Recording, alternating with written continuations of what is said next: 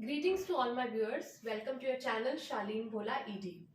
तो आज का जो हमारा टॉपिक रहेगा वो रहेगा क्लासिफिकेशन ऑफ ऑपरेटिंग सिस्टम। लेकिन इससे पहले एक वीडियो और बनाई गई है ऑपरेटिंग सिस्टम की डेफिनेशन के ऊपर, जिसका लिंक आपको डिस्क्रिप्शन बॉक्स में मिल जाएगा। तो अगर आप डेफिनेशन जानना चाहते हैं ऑपरेटिंग सिस्टम की, तो उस लिंक पर जाकर उस वीडियो को देखें। और एक और चीज, please like the video, share with your friends and subscribe the channel. तो आइए स्टार्ट करते हैं आज का topic, that is classification of operating system. तो ऑपरेटिंग सिस्टम की क्लासिफिकेशन में सबसे पहली टाइप आती है आपके पास serial processing operating system. Now what is serial processing operating system, आइए समझते हैं। Suppose this is main memory. हमें पता है कि मेमोरी का कुछ हिस्सा तो ऑपरेटिंग सिस्टम ऑक्युपाई कर लेता है आपका, ठीक है, और जो बाकी का बचा हुआ एरिया होता है वो होता है user area, user program area, ठीक है। तो आइए देखिए, सीरियल प्रोसेसिंग, नाम से पता चल रहा है सीरियल, इन सीक्वेंस। तो फॉर एग्जांपल आपके पास 4 जॉब्स हैं जो आप एग्जीक्यूट करना चाहते हैं। तो सीरियल प्रोसेसिंग ऑपरेटिंग सिस्टम में क्या होता है कि एक टाइम पे सिर्फ एक ही जॉब रिजाइड करती है मेन मेमोरी में, उस जॉब पे काम किया जाता है। सीपीयू भी उसी जॉब के पास होता है, इनपुट आउटपुट डिवाइसेस भी उसी जॉब के पास है। यानी कि एक पूरी जॉब एग्जीक्यूट होगी, कंप्लीट होगी, उसके बाद दूसरी जॉब का नंबर आएगा, सेकेंड जॉब का नंबर आएगा, फिर सेकेंड जॉब एग्जीक्यूट होगी, कंप्लीट होगी, फिर थर्ड जॉब का नंबर आएगा। यानी कि एक टाइम पे एक ही मेमोरी में आपकी जॉब रह सकती है। तो यहाँ पे हमारी मेमोरी मैनेजमेंट जो है, मेमोरी मैनेजमेंट तो बहुत ज्यादा सिंपल हो गई, क्योंकि एक ही जॉब है एक टाइम पे आपके पूरी मेमोरी के अंदर, तो मेमोरी का तो कोई इशू ही नहीं है। तो इसकी डिसएडवांटेज क्या रहती है? डिसएडवांटेज ये रहती है कि जो सीपीयू की यूटिलाइजेशन है वो बहुत ज्यादा पुअर हो गई है, क्योंकि मोस्ट ऑफ द टाइम तो सीपीयू आइडियल ही है। हमें पता है कि सीपीयू जो है और इनपुट आउटपुट डिवाइसेस का जो टाइमिंग है वो आपस में मैच नहीं करता। CPU is very very very fast as compare to the input output devices. तो सीपीयू का जो काम है वो तो फटाफट कर लेगा, लेकिन जब इनपुट आउटपुट डिवाइसेस काम करेगा आपके प्रोग्राम के ऊपर, आपकी जॉब के ऊपर, तो वो बहुत ज्यादा टाइम लगाएगा। और उतने टाइम पे आपका जो सीपीयू है वो क्या रहेगा? आइडियल रहेगा। इससे क्या होती है, सीपीयू की जो यूटिलाइजेशन है वो बहुत ज्यादा पुअर हो जाती है। तो ये हमने इसकी एडवांटेज और डिसएडवांटेज दोनों जान ली कि सीरियल प्रोसेसिंग ऑपरेटिंग सिस्टम की मेमोरी मैनेजमेंट बहुत ज्यादा सिंपल है, क्योंकि इसमें एक टाइम पे सिर्फ एक ही मेमोरी होती है।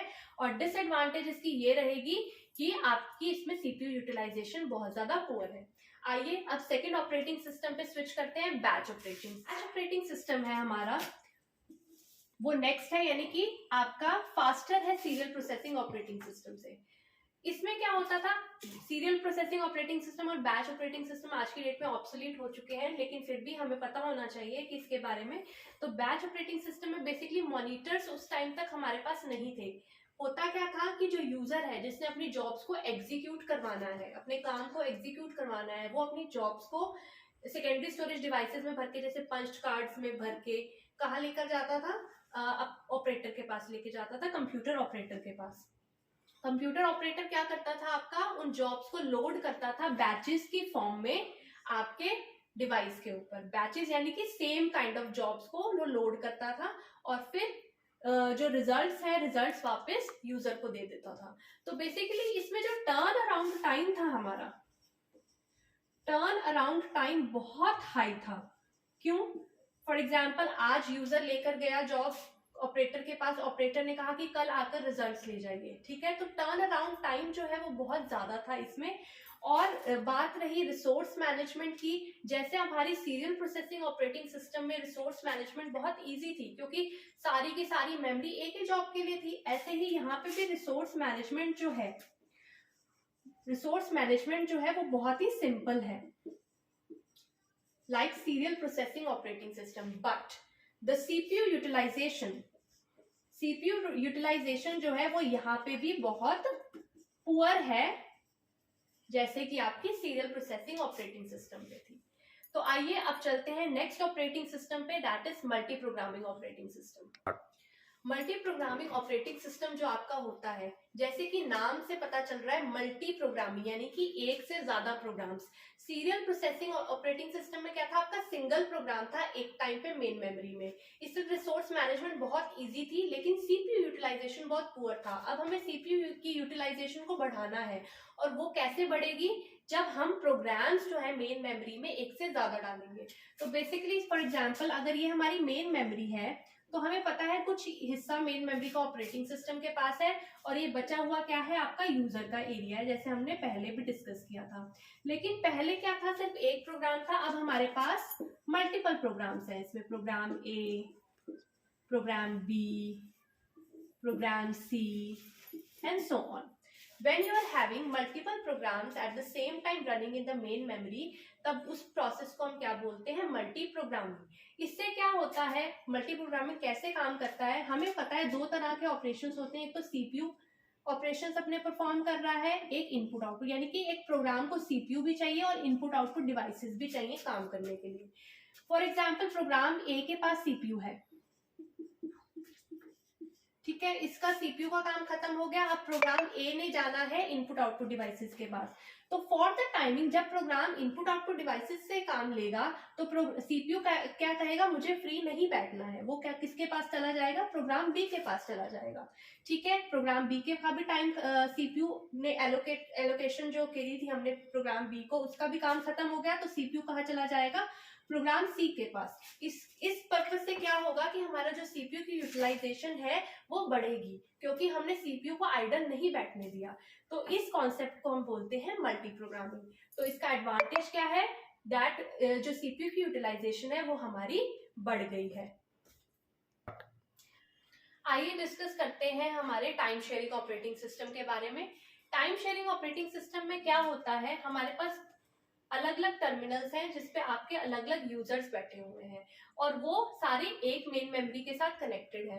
तो इसमें क्या होता है कि इसमें भी मल्टीपल जॉब्स ही एग्जीक्यूट हो रही हैं आपकी सेम टाइम पे। पर फर्क क्या है मल्टी प्रोग्रामिंग और टाइम शेयरिंग ऑपरेटिंग सिस्टम में।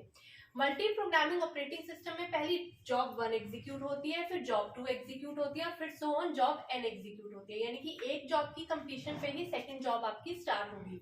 लेकिन इसमें क्या है, equal amount of CPU time जो है वो हर एक को मिलेगा। यहाँ पे फेयर वर्क हो रहा है। कैसे, जॉब 1 को फॉर एग्जांपल 10 मिली सेकेंड्स के लिए सीपीयू मिला, फिर नेक्स्ट 10 मिली सेकेंड्स के लिए सीपीयू जॉब 2 के पास चला गया, फिर नेक्स्ट सेकेंड्स के लिए 10 मिली सेकेंड्स के लिए जॉब 3 के पास चला गया। सपोज हमारे पास 3 जॉब्स ही हैं, अब 30 मिली सेकेंड्स के लिए सीपीयू का टाइम हो गया, उसके बाद वो वापस किसके पास आ जाएगा, जॉब 1 के पास।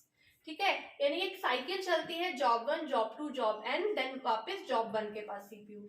इससे क्या होता है, सीपीयू हर एक को इक्वल अमाउंट के लिए मिलता है, इसलिए सबको ऐसा लगता है कि सीपीयू होल एंड सोल मेरे पास ही है, क्योंकि इतना शॉर्ट टाइम क्वांटम रहता है, इतना शॉर्ट टाइम क्वांटम रहता है कि सबको ऐसा लगता है कि सीपीयू जो डेडिकेटेडली उसी टर्मिनल के लिए वर्क कर रहा है।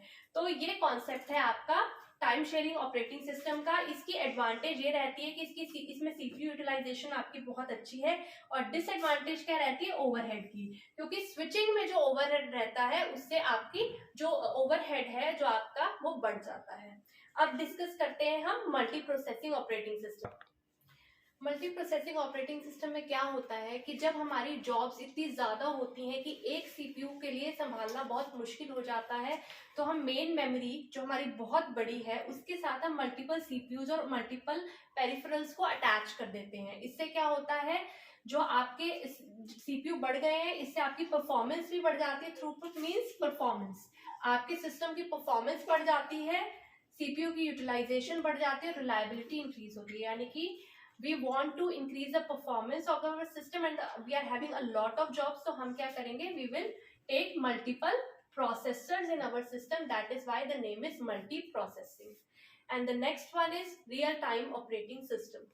Now as the name indicates, real time, यानी कि हमारा जो टाइम जो है वो बहुत बड़ा कंस्ट्रेंट है यहाँ पे, कि जो time of submission of a job है और जो हमें रिजल्ट्स मिल रहे हैं उसके बीच का टाइम बहुत ज्यादा कम होना चाहिए।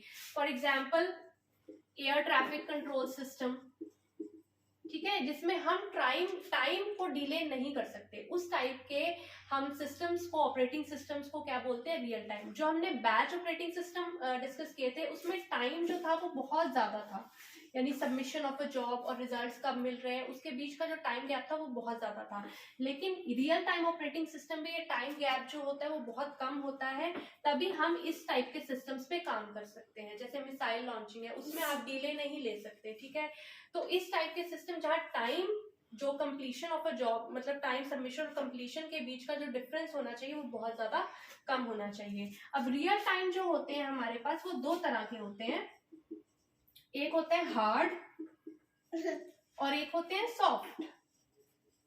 हार्ड रियल टाइम सिस्टम, जैसे कि अभी मैंने आपके साथ एयर ट्रैफिक सिस्टम के बारे में डिस्कस किया था, जहां पे पॉइंट समथिंग सेकेंड्स का भी डिले नहीं माना जा सकता, और सॉफ्ट जिसमें थोड़ा बहुत डिले चल सकता है। जैसे हम यूट्यूब पे हम कोई वीडियो देख रहे हैं तो बफरिंग होती है तो बीच में थोड़ा बहुत डिले हो जाता है, तो that comes under soft real time operating system. And जिसमें बिल्कुल भी डिले नहीं लिया जा सकता, ठीक है, उसको हम बोलते हैं hard real time operating system. और लास्ट है हमारा डिस्ट्रीब्यूटेड ऑपरेटिंग सिस्टम।